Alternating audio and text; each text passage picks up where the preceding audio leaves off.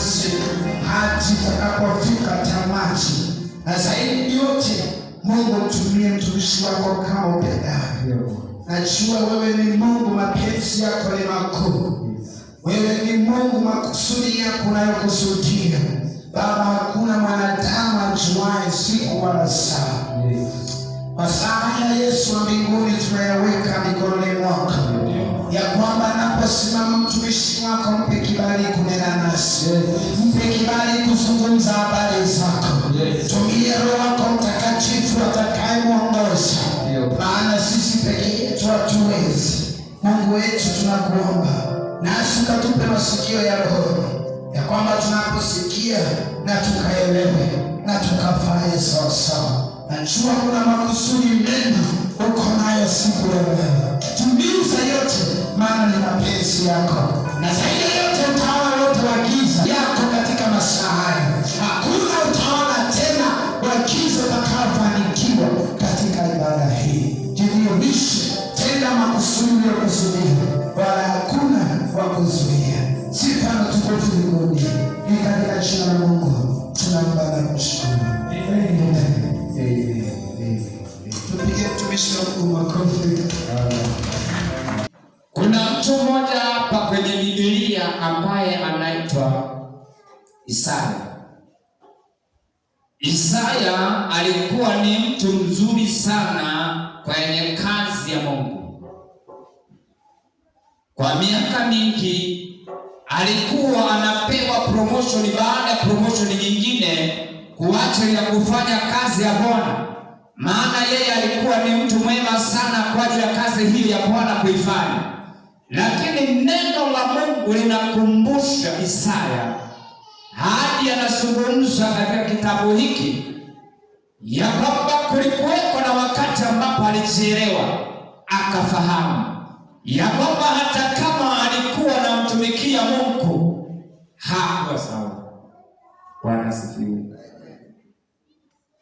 Kuna kitu ambacho kimenifurahisha asubuhi ya leo ama siku ya leo, wakati ambapo watumishi wa Mungu walipokuwa wakiimba, nikafikiria sana parefu na nikaguswa na huo ujumbe pamoja na ujumbe ambao niko nao siku ya leo, ya kwamba mtumishi wa Mungu alipokuwa akihudumu kwenye kazi ya Bwana, kumbe kuna mahali ambapo alikuwa hafanyi vizuri kwa ajili ya kazi ya Mungu.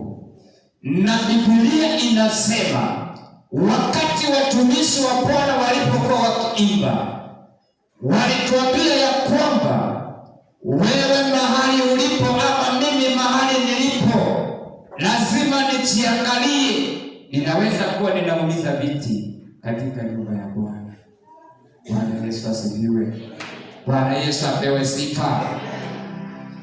Wakasema ya kwamba kutakuweko siku za mwisho. Hizo siku za mwisho hakutakuweko hongo. Nikaona mtumishi wa Bwana anasema hakutakuweko kahera kakupeana, ya kwamba upitishwe kwenye ule mlango wa kwenda mbinguni, utapeleka hela zako zitakataliwa.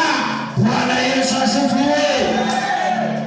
Kuna matajiri ambao wanafikiria hizo pesa wanayokutana nazo, hizo pesa walizo nazo nyingi, hiyo magari walio nayo mengi, wanaweza kusema ya kwamba wewe malaika wa Bwana, chukua gari moja unipitishe kwenye mlango wa Bwana. Neno la Bwana litasema kutakuwepo kulia na kusaga mbele, maana atakaa na magari yake kisha ataingia motoni. Kwa hivyo mpendwa, akupe nguvu za kuondoa hayo matatizo ulionayo wewe mwenyewe. Watu wako na matatizo. Ni kwa nini Bwana hajaongea ya kwamba kutume? Ni kwa sababu macho yetu yamepofika, macho yetu hayaoni. Ijapokuwa Isaya alikuwa muumini mzuri, ijapokuwa alikuwa ndani ya kanisa, lakini mahali alipokuwa anatembea, lakini maneno alipokuwa anayaongea yalikuwa yamfurahishe Mungu. Hata mtu siku ya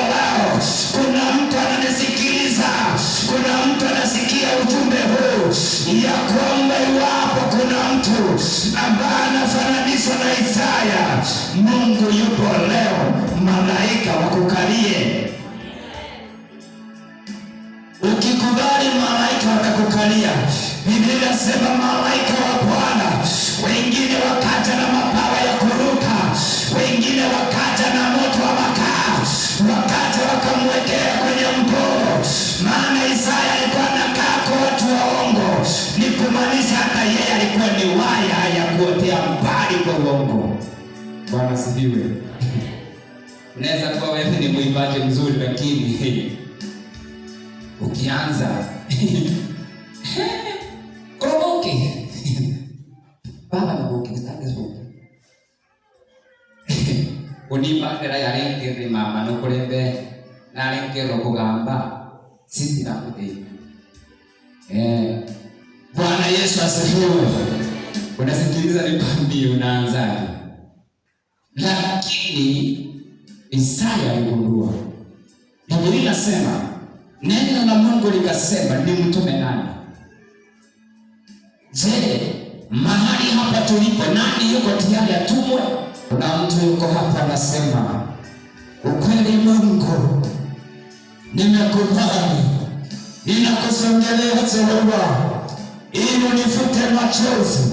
Kuna watu ambao wako na machozi mengi, wanalia na machozi yamejaa ndani yao, lakini Biblia inasema wakati Isaya alipogundua, akamwendea Bwana akasema, nilikuwa sijajua, lakini nimeelewa ya kwamba nilikuwa ninakaa na watu wenye midomo mibaya.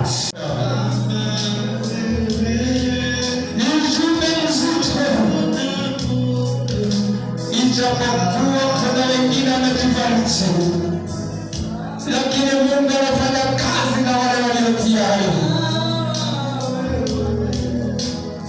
Bwana anataka watu wa kutuma.